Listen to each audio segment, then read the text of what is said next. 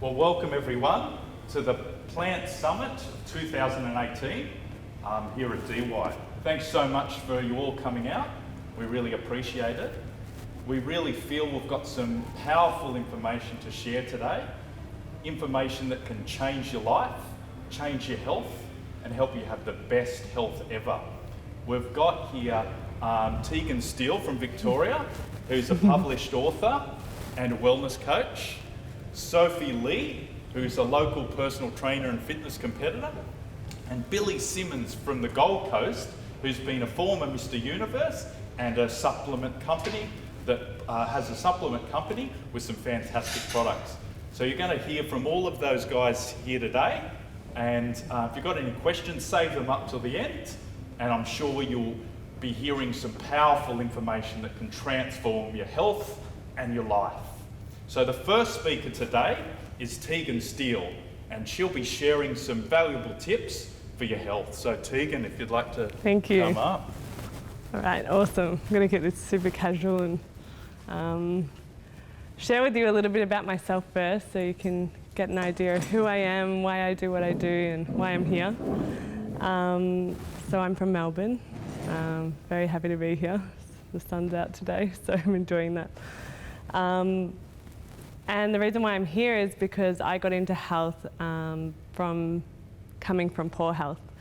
I grew up with irritable bowel syndrome, which was very debilitating from a young age. I was pretty much in pain every time I ate. Felt like I had razor blades kind of stabbing my gut after every meal.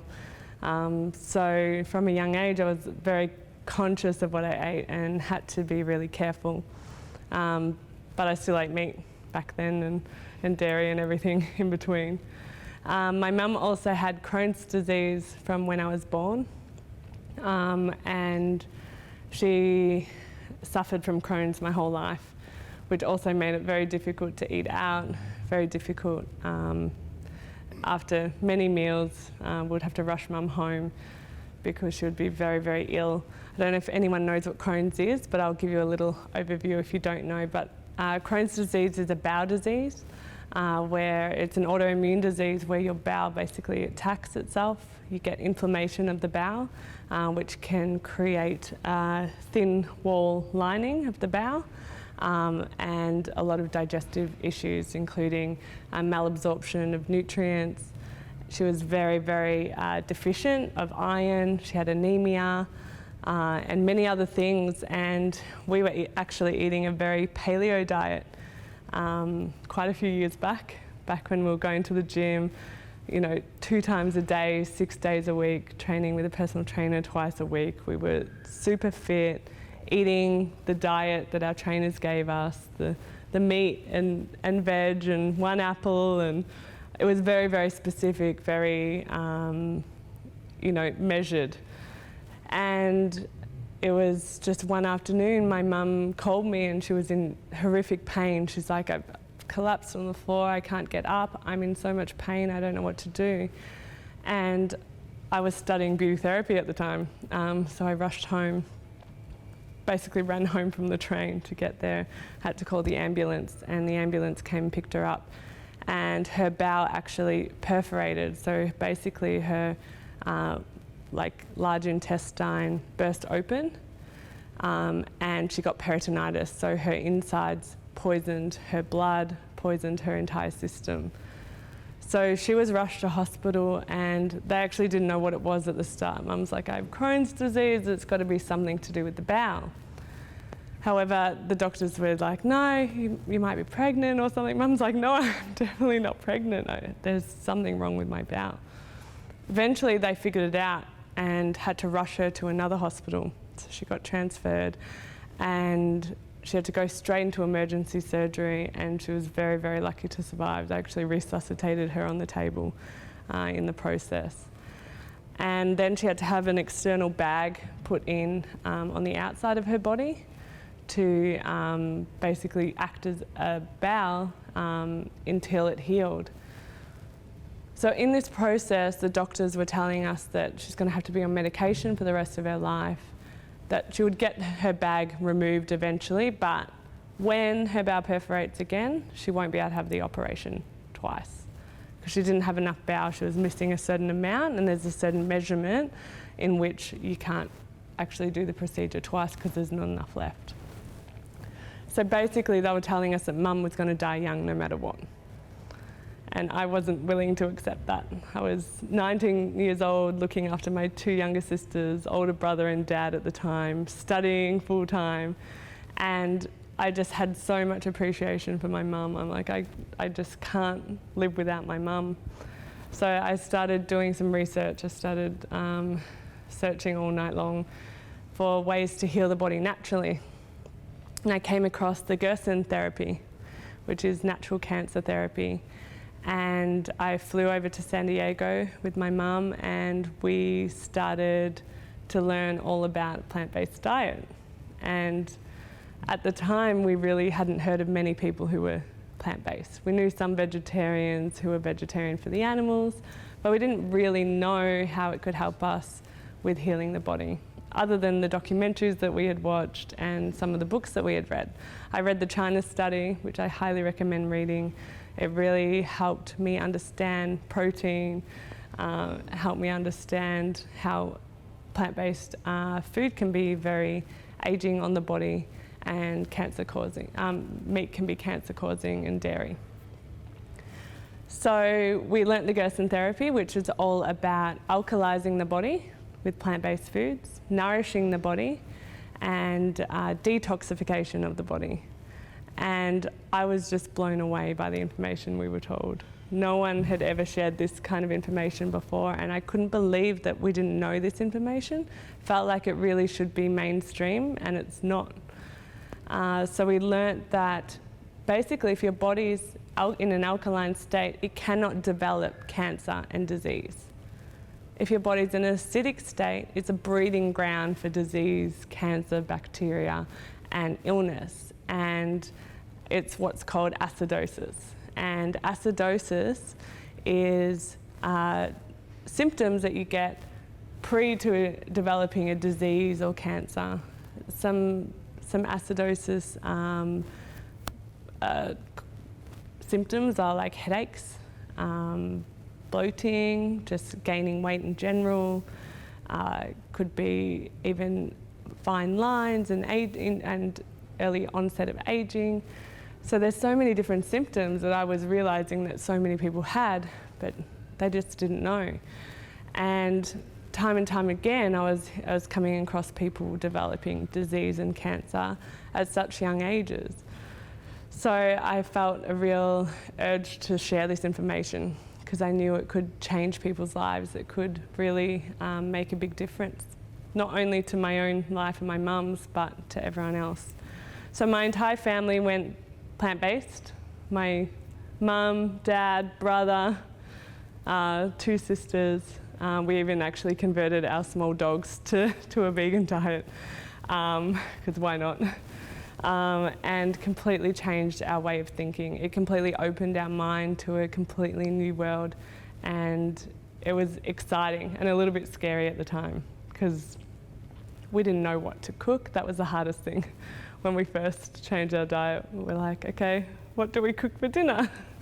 So we'd be trying to look through recipe books, and they're all, based around meat.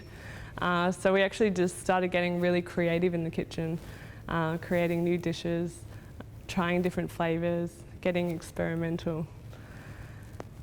So down the track, we started eating plant-based. Within 18 months of changing our diet, Mum went and had another colonoscopy done, and the results came back completely clear. Her Crohn's disease had completely gone. She had no symptoms of Crohn's, and the specialist pretty much fell off his chair. He was just mind blown. He's like, what are you doing? I need to know these things. And Mum's like, I'm happy to sit down with you and tell you, but it's not going to be something that is going to be easy to hear for you, because it's alternative, I guess. It's something that people aren't doing, healing the body with food. So not long after that, we actually did a 1-month juice fast to really give our body a good detoxification, good clean out, to allow our body to put all its energy into healing. So all you guys know what it's like when you eat a really big meal. So say Christmas time, what happens after you finish that meal? And, you know, it's afternoon, yeah, you feel like you're gonna fall asleep. It's like a food coma. So what happens in that process is that our body is putting all its energy into the digestion of the food. There's no energy for anything else left. So we're feeling very tired, very lethargic, and often we just want to sleep. So our body can just put all its energy into digestion. So by doing a juice fast and giving our body all the plant-based nutrients from these beautiful fruit and vegetables, we're going to be nourishing our body at the cellular level within 21 seconds of drinking it. And we're also going to be allowing our body full energy to heal and repair, because it doesn't take any of the body's digestive function to digest juice. So within 30 days of doing a juice fast, we just felt like we were like superhuman. We had so much energy. People think that, oh, if you're only drinking juice for 30 days, surely you have lack of energy, but it's the opposite, because your body is putting all its energy into healing, and then once, you know, most of the healing is completed, the energy rises. So juice fasting became part of my ritual to do a monthly 3-day juice fast, and eventually continued doing some extended fasts over the years. And now it's been, I think, about 9 years since we changed our diet to a plant-based diet, and continually doing fasting and different detox techniques, and every single year we notice a difference in our body, even now, which is amazing. So from then to now, I opened up a plant-based cafe with my family in Melbourne called Urban Produce. So if you're ever in Melbourne, please come by, see if I'm around. I'm usually up in the juicing room or something, hanging around there, doing some clients. Because we wanted to share this food with everyone, because it can be so delicious and it can be just completely life-changing. It's probably the single most incredible thing that I've ever done for myself, for my own health, for my family, and to have such an impact on every other person that I come across along my journey. So just, I want to give you some simple tips to take away from today, coming from me, and some things that you can implement in your life now, because it can be a little bit overwhelming at the start. It can be a lot to think about, a lot to do, and some simple things that I did initially to help me with the transition, or with the process of actually becoming a healthy plant-based eater, was starting the day with an alkalizing green smoothie. Green smoothies are already pre-digested because they're blended. You can add some prana protein in there if you like. And because smoothies are pre-digested, it's very, very easy for your body to digest them and also get the nutrients from them. But it's also very alkaline for the body. So we want to alkalize your body as much as possible, and that's what a plant-based diet generally does. But in saying that, you can eat like a junk food plant-based diet, so you want to kind of stick to whole foods where possible. So green smoothie, and go for big quantities. You really need to make sure that you're getting enough calories when it comes to eating plant-based as well. A lot of people feel that they're low in energy when they start, or you know, not quite full enough, and it's generally because they haven't had enough calories. Other than having a green smoothie every day, I would recommend to implement a little bit of juicing into your life, just to make sure that you're getting enough nutrients in your body. It takes a while to get used to eating the quantity that you eat when you eat plant-based, because it's so much more than what you would have eaten before. And that's one of the benefits, is that when you find what works for you, your body will just stay at an optimum weight, as long as you're doing, you know, good amount of exercise every day as well. But your body will also start to shed any bad fats, and also increase in energy and vibrancy. I wanted to share just a little bit about beauty as well, because coming from also a beauty therapy background, our skin is, I guess, our largest organ, so it's also very important to look after. And a lot of people don't realise how much beauty comes from within. So looking after your internal health will also help with looking after your external health and vibrancy. And the more nutritious, alkaline, plant-based foods, the less you will age. And a lot of meat and dairy products are very aging on the body. So sticking to plant-based, alkaline foods, your skin will also clear up. I also had a lot of hormonal imbalances back when I used to eat meat and dairy, and my skin just came out in crazy acne at one stage. I couldn't even leave the house. I was so embarrassed, so self-conscious of it. And it all cleared up within detoxing my body, within alkalizing my body and removing those animal fats and toxins from my life. So in regards to beauty, it will all just start to increase as well. And you can just look at my mum and see she's a shining example of ageless health and beauty, because I mean, she's 53 now. She's had a chronic disease, survived it, changed her diet, and you can hardly see a wrinkle on her face. She's full of energy, running a cafe in Melbourne. I also look at my dad, who's 65, 64, and he is so full of energy. He just puts all his friends to shame, who are often younger than him. So just looking at other plant-based people around you, you can see how that radiates through them. It's a vibration, and eating plant-based foods, you're eating high vibrational foods. So you're going to vibrate on a higher level. Well, I think I should wrap it up, because otherwise I could talk for days. But firstly, I just want to share with you, I have written a book. I have brought a few copies as well if anyone is interested. I wrote this with one of my best friends, Matt, who used to play AFL for Melbourne. We wrote this book together to help share about plant-based eating, the basics on health and well-being, detoxification, as well as some recipes. So yeah, it's a really easy read. It's a good place to start, and it's also a really good gift to give to someone who might be interested in making the change to a plant-based diet. I also have my own body care range. This is OSHA, ocean without the N.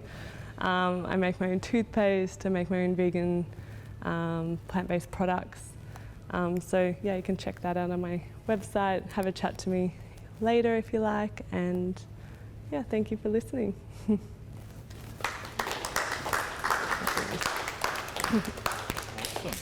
Hi everyone, I'm Billy Simmonds. Thanks for joining me today.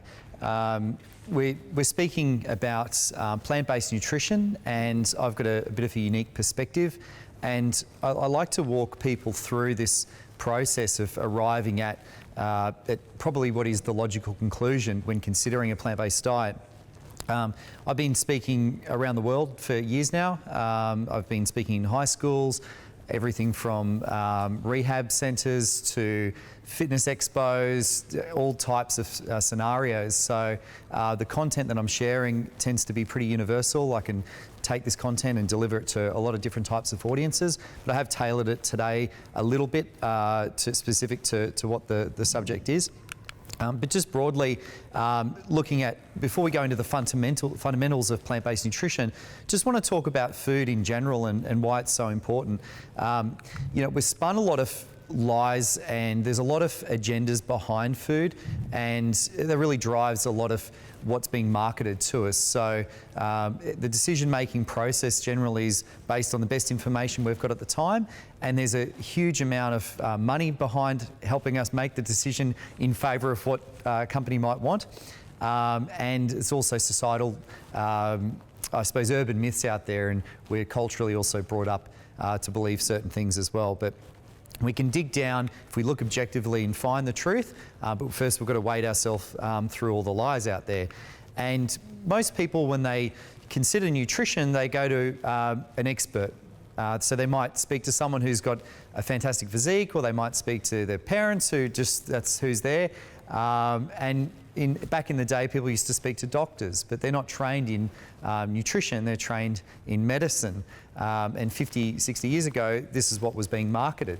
So right now, if you were to go to a doctor and talk about a deficiency you might be having or a disease or illness, they might also talk about nutrition and give you a little bit of advice, but they're not necessarily trained in that, and some of their advice is quite antiquated these days. Food defines us culturally, economically. There's so many things we can learn about the way that someone eats. So it's actually the most personal decision we can make, and we make it on a daily basis. We're making it between 3 to 5, 6 times a day. We're actually making a decision about what we're doing, and it's a very, very personal decision. It's also interesting because it's also, not only is it the most personal decision, but it's the biggest driver of commerce in the world as well. So we look at all the trade that's happening out there in the world, a lot of it's driven around commodities, which is food related. So not only is it a really personal decision that we make with ourselves, but it actually is governing a lot of the activity that's happening in the world as well. So it's a very profound thing, and most people don't actually consider food and how important it is. And certainly when you're looking at your hierarchy of needs, if you're on a deserted island, the first thing you're going to look for or think about is food. Depending on the island, you may not need clothing, but you will need shelter. But it's just amazing that in a survival situation, food is the most important thing we can think about.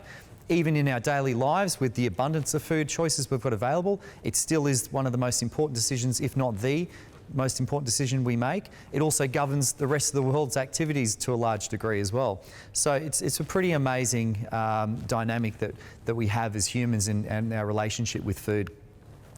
We've tend to try and to get ourselves through all the mystery and understand what food really means. We give things labels. So we've given different types of nutrition ideas and ways of eating a label. And most people these days have got a label. And if you ask a vegan, it's one of the first things they'll tell you about themselves. But certainly, paleo was a thing. I think ketos, it's the evolutionary, and before that it was Atkins. So, but a lot of people, when describing themselves, will actually also describe what their label is when it comes to food as well. So it describes us as well as a person. So it defines us, it defines the world we live in. If we're a person that looks after ourselves, ultimately we're probably making good food choices as well. So it even defines the way we interact with ourselves and our relationship with ourselves. There's different types of plant-based eating as well. So, right down the bottom of flexitarian is a thing, and I've heard people say that legitimately. They've actually said that that's what they are, which is insane. So they've given a label to something that really doesn't mean anything. It's just, I eat whatever. And up the top you've got raw food vegans. I think above that you've got fruitarians who will only eat certain fruits from a tree that's shed those, so they'll pick fruit off the ground. That is legitimate. And then there's the breatharians, so someone that doesn't eat anything, they just survive on breath alone. And yes, you can survive. Don't know for how long. I think if you don't conduct any activity, you can probably live for a little while.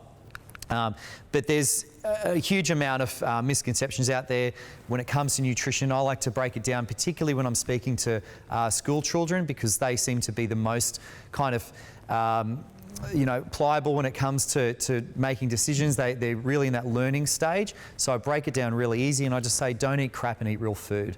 And out of that, there's one that sticks out the most. So being crap, carbonated drinks, refined sugar and animal products, and processed food. Down the bottom, fruits, nuts, legumes, good water. But the one that sticks out is animal products. So they say, hang on, that's really different. I was told that that's healthy. When in actual fact, I was told when I gave up eating animal products that I would be very unhealthy. And what I was experiencing actually on a personal level was I had an abundance of energy and I really felt like I could do anything I wanted to do. So rather than going out there and kind of preaching and saying, all right, well, everyone's got to go vegan because it's working for me, I just thought, you know what, I'll just go and show people. I'll just go and compete and do things that I believe I can do, and that will legitimise this type of nutrition. Because for me, I'm one of those people that needs to see it to believe it. I think a lot of people like that these days as well. So I went plant-based back when I was late teens. I started learning about it actually when I was a teenager, working in a health food store, and everyone had an abundance of energy. They had heaps of really good vibes about them, clear eyes. They were just doing life really, really well. Different to the types of people I grew up with, and my friends and really my family as well. So I started incorporating certain meals of the day just completely plant-based, and an easy one was baked beans on toast in the morning. I was tick. Lunch was really easy, and then eventually when I moved out and really gave it, I guess, a priority in my life, I started just going 100%. I was vegetarian actually, and then ultimately went vegan as well. So that was about 20 years ago. So some of the things that I've done just to prove that being plant-based works, I became a bodybuilder, and I competed for many years. I won the Mr. Universe in Hollywood, California. Was the only plant-based guy that's done that in 40 years. There was a guy earlier that had done that, Bill Pearl. So that was, I was told you can't be big, you can't be muscular if you're plant-based. So I thought, right, I'll do that. Didn't take steroids. I only compete in drug-tested federations as well. So it was pretty important for me to stay drug-free, so I could again prove and just show that, you know, this can really work for you. I've been a powerlifter. I've set all sorts of records out there, and that fundamentally has been a big part of why I did well in bodybuilding. Is I just grounded out for years and years and just powerlifted. I've also been a martial artist for 25 years. I've got multiple different black belts in martial arts. I was told, if you don't eat meat, you're not a man. I don't really get that from the people that I hang around. They know my background with these different types of sports. Some of the world records I've set bench press world record. That was a fun one. That was on live TV in front of like millions of home viewers, doing one of those Guinness things. I had 2 cheerleaders on my shoulders and had to squat as many times as I could in a minute. So I had to set a legitimate world record, which is a bench press one, and then they let me do a fun one and actually make one up. So that's what I chose. And I've worked as a performer as well, where we do massive days. That's at Ivy here in Sydney, and we would perform in just rehearsals, and then we just wouldn't get a chance to sleep, and the night would be on, and we'd be going all night. So the food I had to eat had to give me a lot of energy as well. So it wasn't just about the muscle, it wasn't just about being strong, it was about having a lot of energy as well. I believe in plant-based so much. I started a plant-based protein company. We've got a full range of supplements. It's a global company now. We've got you know, a whole bunch of different athletes in different sports that use our products as well. They're not necessarily vegan or vegetarian, but they see the value of supplementing with plant-based nutrition as well. So we talked about before about find your why. You know, I've got my why and what's kept me there. For most people, they've got to really discover what it is, and we can run through a few of those just quickly. What your whys could be. So, you know, one of the things for me was the ethics side, and just looking at it from also the spiritual side of things. You are what you eat, so your body's only going to rebuild itself with what you're eating. Are you eating death? Are you eating suffering? Or are you eating something that's going to promote life, longevity and health? When I started to consider all the different, you know, the things that were thrown at me, is it normal? Is it right that was the ethical question, is it right to go vegan or vegetarian? And when I was looking at it from the other way around, I thought, I think you guys are all crazy, actually. I'm not the one who's going mad here, because when I look at animal-based foods that we've just turned into products that we can eat, they're actually kind of random. They're actually, there's nothing really logical about it. I absolutely agree. We've eaten meat to survive throughout times in history. When there's no other food options available, it's definitely got humanity through. We don't live there anymore. It's 2018. And you know, there's so many alternate products out there that are better for your health. And when I looked at the physiology of human beings as well, compared to carnivores and omnivorous animals, we're actually much more a herbivore animals. So our true nature is actually eating plants. It's not eating animals. We can do it. We can eat cardboard if we want, but it doesn't make it optimal. And then there's the ethical side of it. But just even physiologically, you can look at that and just say, you know what, we are exhibiting all the signs of something that's meant to eat plants, and plants, not animals. If you're someone who's concerned about the environmental consequences, we're chewing up a lot of land out there. It's extremely inefficient to produce meat and animal products versus plant-based products. There's also the environmental side of it as well. So a lot of greenhouse gases caused by not only the animal agricultural direct industry, but all the byproducts of those animals as well, such as the methane from cows. So very inefficient way of eating, and it's costing us our resources. The one for me that stuck the most was the ethics. So I had animals at home, and I just couldn't understand why we would have certain animals that we would eat and certain animals that would be okay, and we would feed them and love them. And particularly given the intelligence of some of the animals that we actually choose to eat. Pigs have got human skin. They've got 28 different words they speak to each other. They've got their own language. We just don't get exposed to that. So if we actually had an opportunity to have these animals interact with us and have them at home, they'd actually be much like the animals we keep at home, dogs and cats. Meat is not healthy anymore. And as I said, there might have been a time it helped us survive, but not to thrive. I don't believe so now. In order just to preserve it, they're pumping it full of sodium nitrates. That's not even including what they're feeding the animals that people are eating, which is a whole nother story. The fish that people eat these days is quite polluted with mercury and all sorts of other issues. So the alternate to going plant-based, even if you just did it on that basis alone, that, you know what, maybe I like the taste of meat, maybe I've always done it, but I just want to eat something that's a bit healthier these days, and avoid products that are laden with all types of, really, I suppose, disease in the long term. So some of the benefits of going plant-based, obviously, they're proven now, they're not disputed. The World Health Organization's come out and said processed meat equals cancer. There's a lot of studies to show why plant-based is extremely healthy for you. I grew up in a family where my brother and I made very different decisions about nutrition, and ultimately he became diabetic and is a double transplant recipient. And I've gone on to win Miss Universe titles and set world records. And the only difference to our upbringing was how we chose to eat. So I think it can make a massive difference. Even someone like Arnold Schwarzenegger's turnaround, who was a diehard, you got to eat meat, he's turned around and he's ditched it. So that's pretty incredible for people to go full circle in life, to be big advocates of a certain style of eating, and more people through longevity or whatever reason are adopting a plant-based diet. Even Mike Tyson, for example, who's done it for a completely different reason to health. So I'll go through some basics, and what I like about this is that whether or not you're vegan or vegetarian, these are fundamental principles when it comes to nutrition. They don't just apply to a vegan diet. And I think that's where sometimes people get a bit caught up and they think there's a special way you need to eat if you're eating vegan. There's not really. You've got to eat different foods, but principles still exist, particularly as it relates to body composition and health. So I'll run through some of those concepts. And the interesting thing about bodybuilding is that you're putting your body, why I liked it as well, you're putting your body in a situation it doesn't really want to be in. So you're getting as muscular as you can, you're getting as lean as you can at the same time, and you're having to really drive a body composition process rather than just existing with the body that you've got.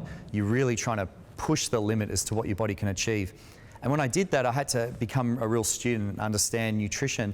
And there wasn't a lot of vegan or vegetarian nutrition kind of guides out there to body recomposition.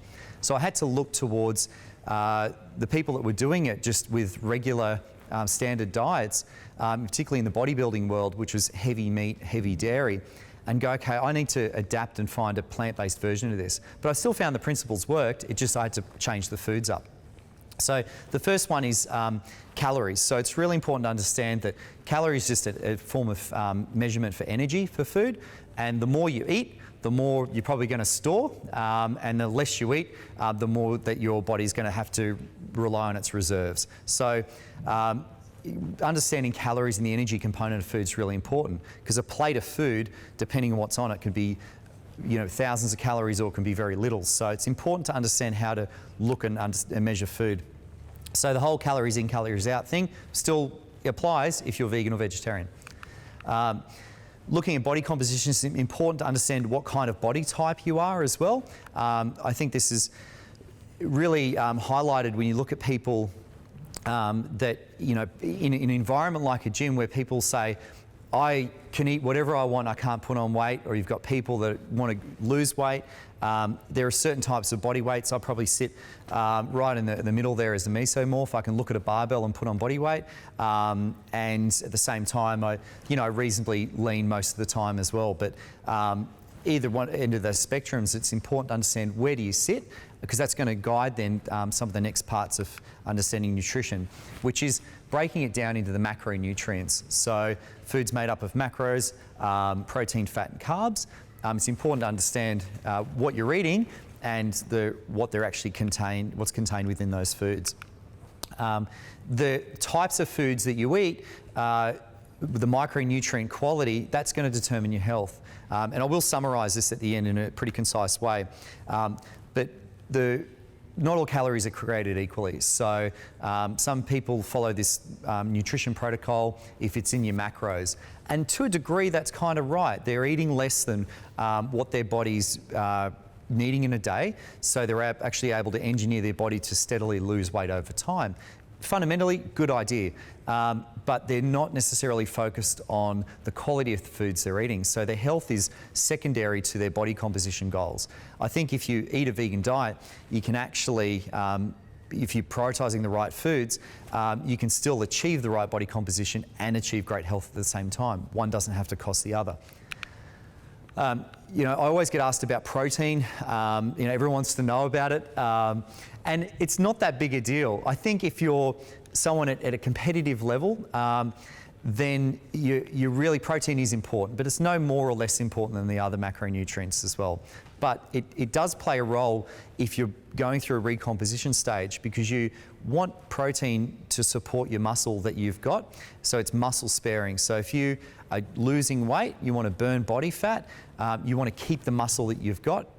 So having your protein levels set at the right level is really important. So if you just started reducing your calories to lose weight and to lose fat, if you haven't got the right amount of protein in there, your body's going to have to start turning carbohydrates into amino acids to support muscle that you've got, rather than just supplying it directly with those aminos through nutrition.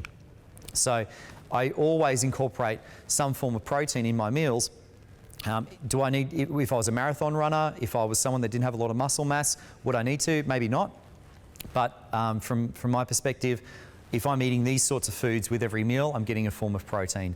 And if I'm eating foods that are down the sort of the bottom end of that spectrum and that chart, I'm getting an adequate source of protein every meal as well, which for me, I still value. Fibre is super important as well. That's the one benefit of plant-based foods that meat eaters don't really enjoy, is just the ability to get fibre through your protein sources. So if you're eating a higher level of protein, you're still getting a corresponding right amount of fibre to help move things through. I know plenty of anemic meat eaters out there. I don't think that it's necessarily related just to nutrition. It can also be through elimination. But if iron's, and it is important, if you're eating a balanced plant-based diet, you're getting enough iron. So I recently had my bloods tested, and they were absolutely, everything was fine. So just eating these sorts of foods, I don't have to take an iron supplement at all.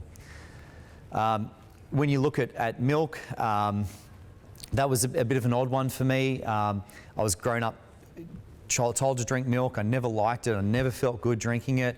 And I would just have Milo with water, actually. I just avoided having the glass of milk every day. And with osteoporosis being so prevalent in countries that consume a lot of milk, there's certainly a lot of linkages to other diseases as well. And I'll run through that at the end of the prezzo. But milk's one of the first things you can easily get rid of. And just comparing a plant-based milk to cow's milk, you've got less sugar in the plant-based milk. You haven't got the cholesterol or saturated fats. Cholesterol, again, is only unique to animal-based foods. but you've also got the right amount of calcium as well. So what you're told you need to drink milk for, you don't need to really drink it at all. And there's plenty of plant-based sources of calcium out there as well that exist. Looking even kale, off the charts when you compare it to, some of the standard foods out there.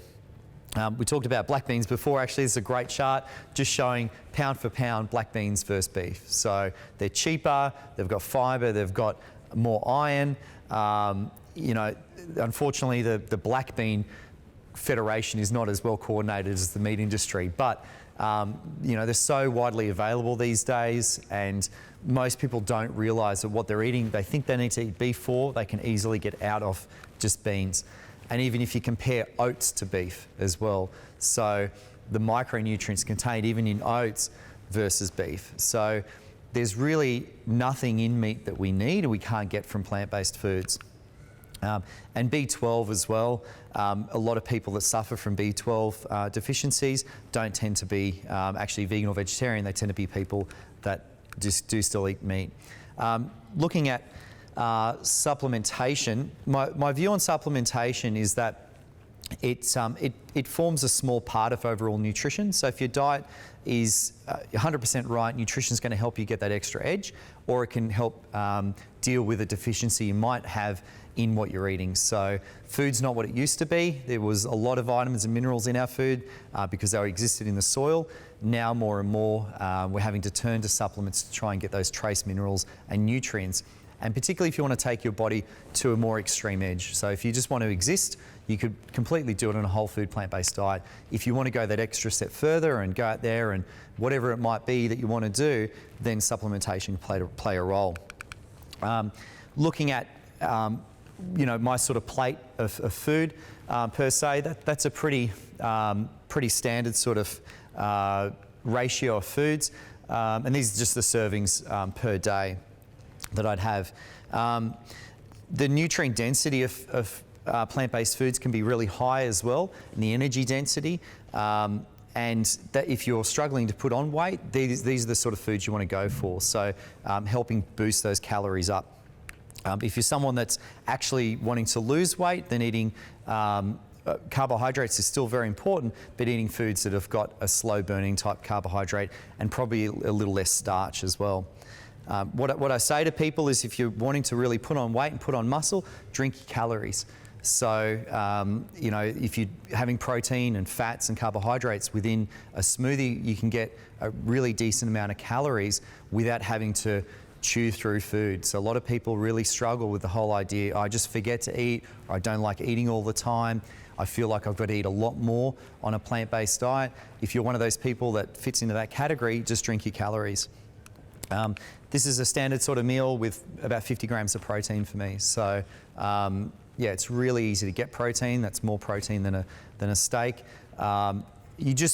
We haven't been marketed or sold this idea. So that's the issue. People just don't realise that, wow, I can get my protein from these foods and achieve what I want if I want, to support my muscle mass or strength goals. You're not only getting protein in that meal as well, you're getting fats and you're getting carbohydrates, and the fats are very beneficial as well. A lot of people told me I was not going to do, very well on a plant-based diet. So I like to communicate through memes. I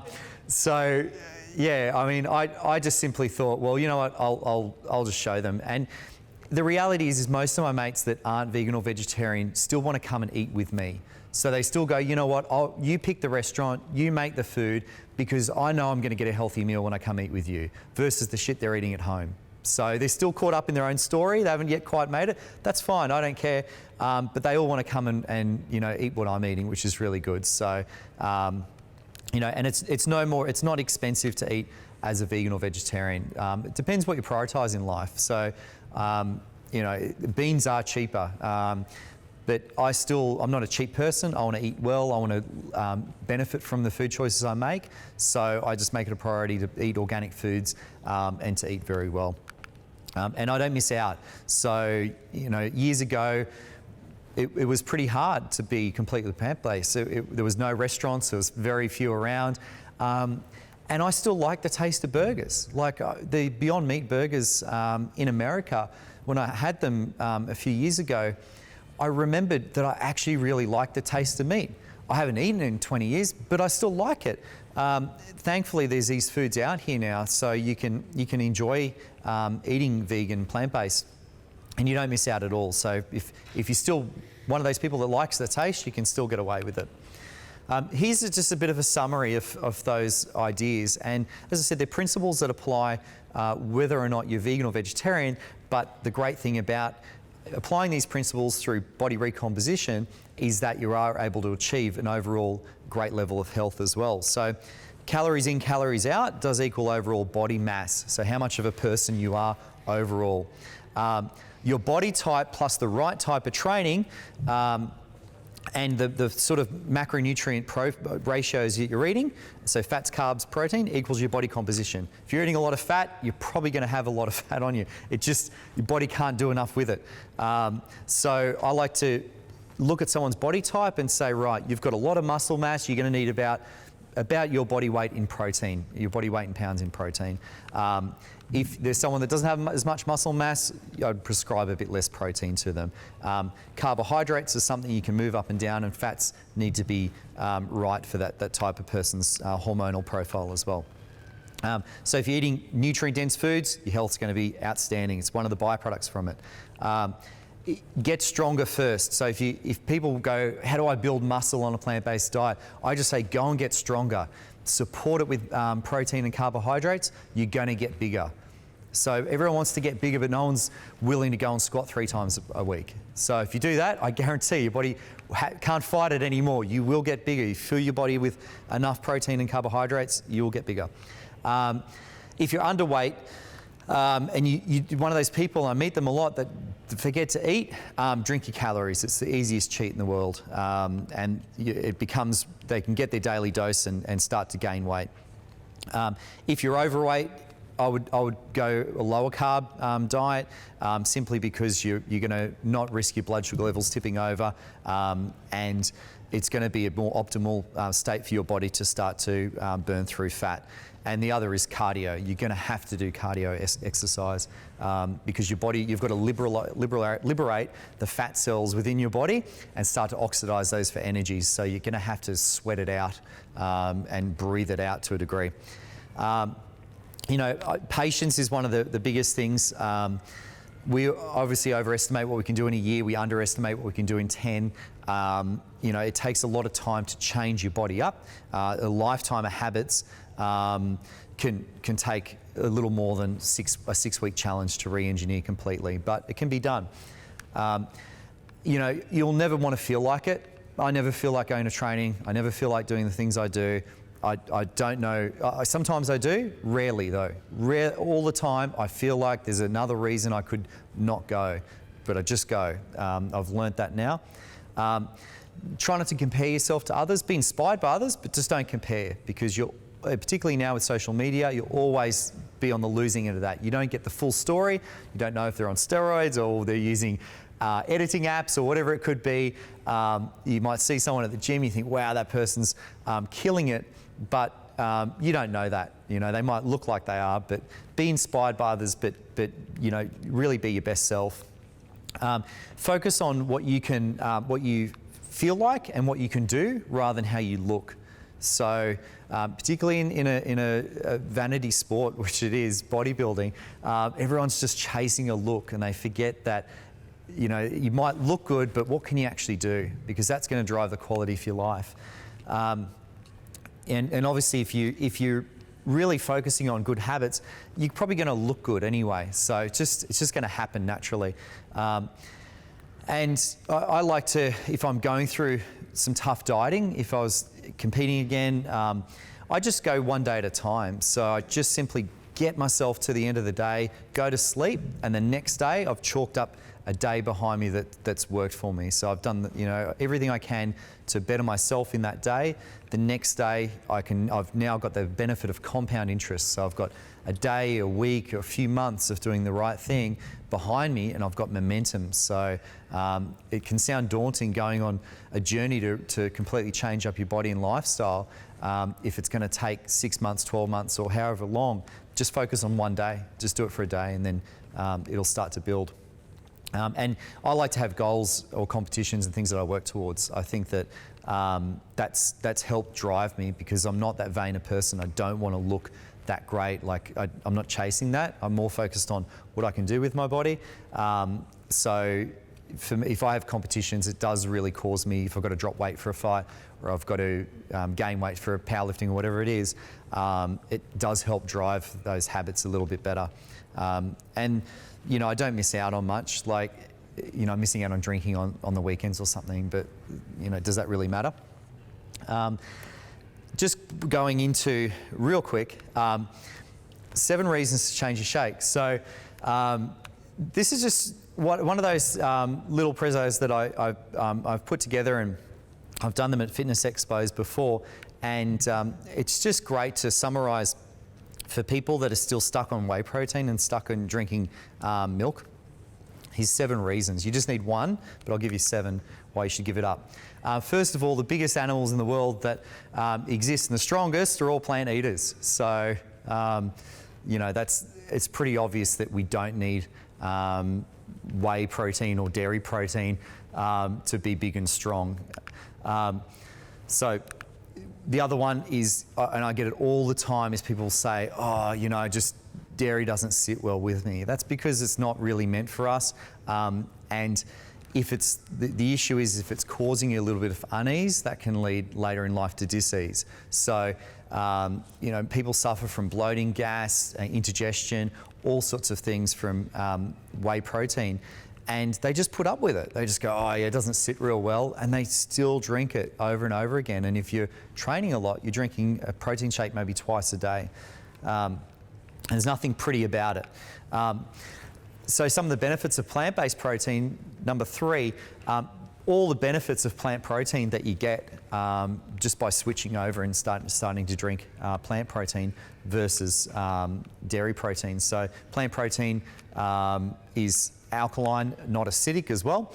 I'll go to pH in a second, but I've got a really good list actually of what's in whey protein. And if you look at not only the antibiotics that's in there, but the laws around how much pus and all the crap that's contained within milk and of course its byproducts, it's extraordinary. So there's antibiotics, there's painkillers, there's cortisol, they found all sorts of scary stuff in dairy. And if you just looked at it based on the benefits of what's in plant protein versus what's in dairy protein, it's off the charts. So cows aren't producing milk naturally, and they're having to really force them to do this. So pH and inflammation. So plant protein sits at about a 7 to 8 on the pH scale, so it's right on the money spot as far as being an alkaline product. Dairy protein sits about a 4, so it can lead to acidosis, it can lead to inflammation, and the issue with chronic inflammation over time, there's a whole bunch of diseases that it's linked to as well. So it's one of the only common denominators between disease. So, you know, from diabetes to cholesterol, there's just all sorts of issues around dairy. The environmental consequences as well when it comes to dairy protein. So it can take 6 times more resources to produce the same amount of dairy protein as it can to plant protein, and it's costing us our environment. So we may not see it in the cities here, but you know, if you're flying over rural areas, you can see what we're doing to our earth, and you know, a big part of it's our food agriculture.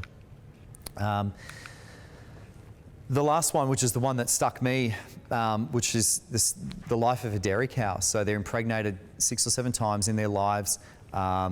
Their babies are taken away from them. I've spoken to a dairy farmer who said that the hardest thing for him was dealing with the screams of the mother cows when they got their babies taken away from them as well. You know, he said you just had to get used to that. So it's not natural for an animal to lactate. They have to forcibly do it. And going through this process, you know, it's cruel, it's unnecessary, and people put this into their body. They put the byproduct of something that's completely unnecessary. I don't know, from vanity, because they want more protein for muscle, or they want, I don't know what it is. It certainly doesn't sit that well in most people's guts. A lot of people are allergic to it in varying levels. But just the cruelty behind it as well is just one of the worst things that we've done. I think we've perverted food, and we've perverted our own needs, and in industry where we've really bullied an innocent animal, an animal that doesn't fight back, and they're just subjected to, something you wouldn't want on your worst enemy. So, and some of the conditions that they're kept in are just disgusting. So, if anything you can get out of today, just give up dairy. It's just one of the worst foods for your body. There are so many choices out there, from plant protein to vegan cheeses. You'll feel so much better in your body giving it up, and you're not supporting an industry that's should belong in the last century. It doesn't belong in this century. So thanks very much, everyone. Cheers. I went vegan 18 years ago now. So I was 4 at the time, living up on the Central Coast in Sydney. I grew up pretty much eating everything except offal. Now, I drew the line at offal, but yeah, pretty much ate everything. I was into surfing, bodybuilding, so definitely didn't consider vegetarianism or veganism. In fact, I used to criticise vegetarians and thought they'd blow away in the wind. Thought they needed to get a good steak into them, and that's where the strength and the protein was, as most people do. But then a Jewish man recommended a book to me called A Diet for a New America by John Robbins. So I read the book, devoured the book, and overnight became a vegan. And since then, I haven't looked back. And touch wood, I haven't had to be on any regular pharmaceutical drugs, or haven't had any major health issues in the past 18 years. So I'm really thankful I stumbled across the plant-based lifestyle, and I'd love to share with you today about what I've learnt in that journey. So, as you know, disease is so prevalent these days. Every second person, third person you hear has got some sort of health issue. And cardiovascular disease is at the forefront. It's the biggest killer out of anything in the world.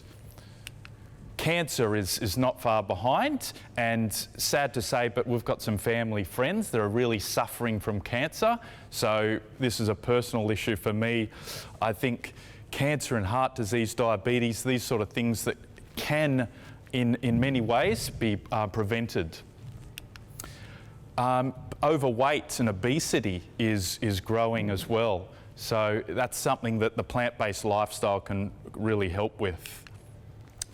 Robin Quivers was eating the standard Western diet. She was chronically ill and way overweight, 80 pounds overweight.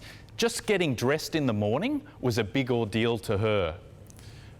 She actually was diagnosed with cancer. She had a tumour which was the size of a grapefruit in her pelvic region. So she did her research, decided that the vegan diet was the best diet for her, the plant-based diet, and went plant-based. After being plant-based, her cancer went away, and she went on to run the New York Marathon. So quite a feat for someone that, could hardly put their clothes on in the morning. She went on to run a marathon. Now, in my research, I've come across these Vallecambans, which live in Ecuador's Andes Mountains. And these people have been researched heavily because there's rarely, if ever, a degenerative disease. So they mainly die of old age. So these heart disease, cancer, diabetes is virtually unheard of. What are these people doing to prevent these diseases? Well, they're still working at 95. What's their secret? They're largely plant-based. So predominantly vegan, no processed foods. They don't have all these packaged foods with 100 ingredients. They're not overeating. They have 2 doctors, the right leg and the left. They walk to each other's houses and walk up the hills and on their properties. They've got a strong sense of connection. So neighbours, family, they're very interconnected, and they love to serve. Enter Jarrad Leto. Some of you might know Jarrad from some movies. Dallas Buyers Club, I think he got an award for. So can you wager a guess how old this guy is? 46. He's doing pretty well for 46, I do say. What does he attribute to this defying ageing? Well, he attributes it to his healthy lifestyle. He eats an organic, whole plant-based diet. He refrains largely from sugar and salty foods, plenty of raw and steamed veggies, unsalted nuts and grains, etc. He loves hiking. He's more of an outdoors man, so he loves his hikes and his cycling, that sort of thing. He values a good quality night's sleep. And he's straight edge these days. So his former habits of binge drinking and narcotics are behind him now. So there he is, hiking up in the woods. He loves an alkaline style diet. So plenty of veggies, whole grains, fruits, that sort of thing. And he's doing very well for 46, if I do so. As mentioned before, the China study is a landmark study deemed the Grand Prix of epidemiology. It was a 20-year landmark study. If you haven't read that book, I urge you to get a copy and devour that one.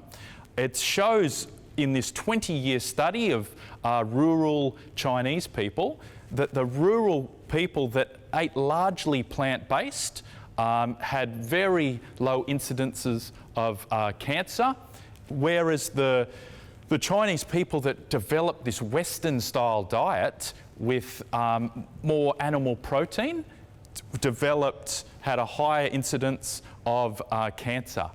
He also, as you'll read in the book, went to the laboratory and found that rats that had 20% or more casein diet developed cancer. When they cut the protein, the casein, down to 5% or under, those rats went into remission and didn't develop the cancer. So powerful studies on how high animal protein diets affect our health. I believe, and I get this question regularly, is where do you get your protein from? I believe food comes in packages. So you might have a steak, for instance, and the steak you're getting protein, yes, but you're also getting saturated fats, cholesterol, no fibre, and low antioxidants. So that's a meat eater's protein. What about a plant-based eater's protein? You get, it comes in a package. Take black beans. Yes, you're getting good quality protein, but you're also getting fibre, antioxidants, and phytochemicals. So the black beans are the $50 notes, where the meat is the $10 note. Why be robbed of that extra $40 of fibre and antioxidants? It seems easy to me.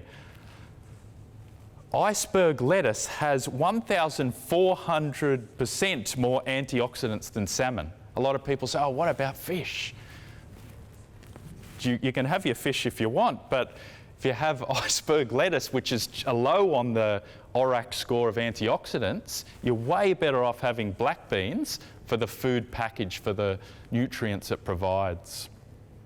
Oh, also, animal protein, yes, you get your animal protein, sure, But new studies have found that eating too much animal protein leads to these IGF-1s, which is insulin-like growth factor 1s, which have been linked to cancer and accelerating the aging process. Whereas if you eat the plant proteins, it's not leading to these sort of levels. As it's been mentioned earlier, processed foods are not optimal. Sure, we have our celebrations and our birthday cakes, etc., but the general eating, it's better to go through whole grains rather than refined carbohydrates. It can affect our blood sugar and our insulin. The World Heart Federation has shown that whether you're eating an animal-based diet or a plant-based diet, it's better to reduce your saturated fats. If you're eating generous amounts of fruit and veggies, you have a 73% risk of developing heart disease. Now that's pretty powerful. So a lot of people on this paleo bandwagon are recommending people to eat plenty of fat. Now, adopting this paleo style diet might lead people to lose a bit of weight because they're not eating the refined carbohydrates and all the calories, but what about the long term? And this gentleman, Dr. Roberts, who's the chief of the American Journal of Cardiology, he's written 1,000 papers. He says it's the cholesterol stupid in one of his articles.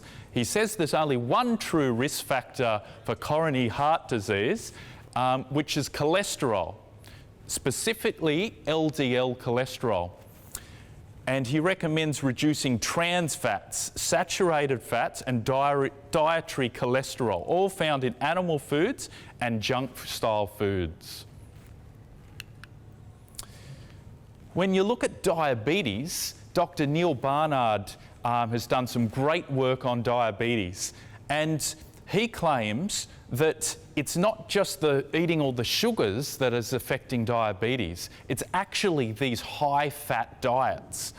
And he breaks it down, he breaks it down in his book, Breaking the Food Seduction, that when you eat a high-fat meal and your blood is full of fat, what can happen is when the sugar's in the blood, when insulin goes to process the sugars, it slips on the door handle of your cell and can't process the sugars.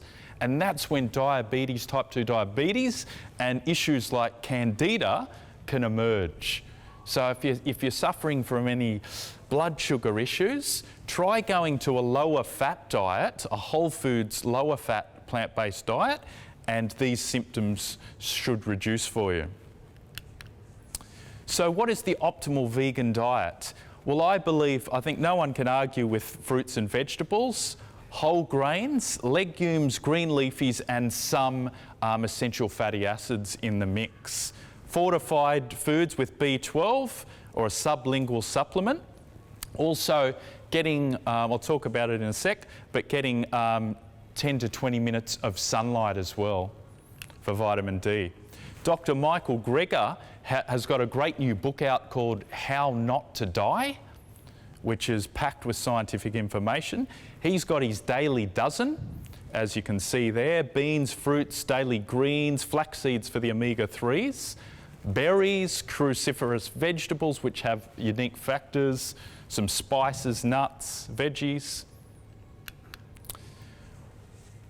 I believe it's not just about plant-based eating that's important. Yes, it can prevent diseases, it can reverse diseases. Plant-based eating is powerful. But if your emotional health is not good, your health still can suffer. So I believe an attitude of gratitude is powerful. It affects your biochemistry. I've got a daily gratitude practice where in the morning I wake up and think of the things I'm most grateful for. Forgive freely. Forgiveness also really affects our biochemistry. As Gandhi said, don't allow anyone to walk through your mind with their dirty feet. So I know it's hard to do at times, but if someone does bad things to you, wash the dust off your feet and let them own those negative vibes and bad attitudes. As tough as it is, take a deep breath and let them own it. Don't let it affect us as much as possible. I believe contribution, living with purpose, has a powerful effect on our emotions. Self-respect, acceptance is also very powerful. As a baby is accepted into a healthy family without having to prove itself and become a doctor or a surgeon or whatever, in a healthy family, that baby is accepted, isn't it? Before it proves itself. So I believe we should accept ourselves and have a self-respect before we perform. And we don't need people's approval to feel valuable. Healthy relationships, whether it's with a loved one or friends, produces this powerful hormone, this chemical that is great for our emotional health. I'll just race through this, but Dr. Sarah Gottfried, who's written books on hormones, she has written this article on her 7 top tips for managing cortisol. In the Western world today, cortisol is just out of control, isn't it? We've just got to live such busy lives, such stressful lives, that cortisol is really affecting our health. Our sympathetic nervous system is out of kilter with our parasympathetic nervous systems, and following some of these tips can really help us. We've covered nutrient-dense whole foods, especially greens. Omega-3s we've covered. Plant-based chia and hemp are excellent. If you're worried about your EPA, DHA fats over the long term, you can get a plant-based supplement, algae oil. A contemplative practice each day, mindful meditation, deep breathing, can really help balance cortisol. Adaptive exercise like Pilates, walking in nature. Adaptogenic herbs. I personally have been experimenting with ashwagandha, and I find that helps. She recommends rhodiola.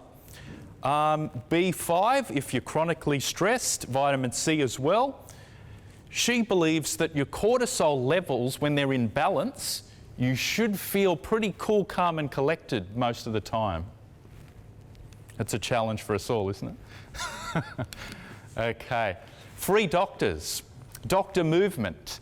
Experts are now saying, exercise physiologists are now saying 10,000 steps at least. I use my Apple Watch to tell me how many steps I'm doing daily, trying to get it over 10,000, ideally up to 15,000 a day, because I'm sitting on my backside a lot of the day, so I have to get moving 1 or 2 times a day to get it up to that 15,000.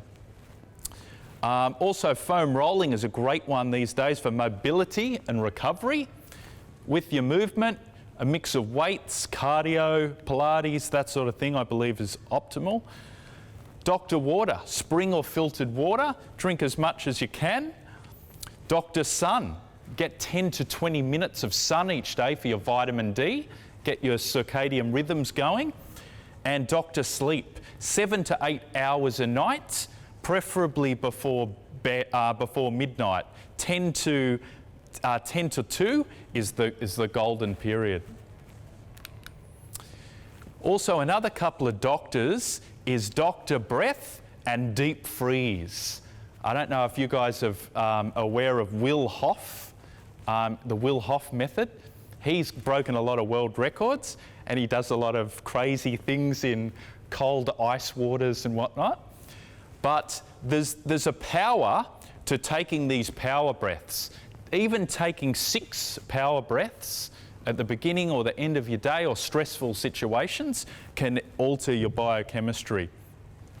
50 is optimal. You can have a power shower where you start off with the hot water and you do the cleansing, and then you finish off with cold water as long as you can handle, and repeat the cycle up for 2 times, up to 3 minutes. So this of total 3 minutes of total cold if you can.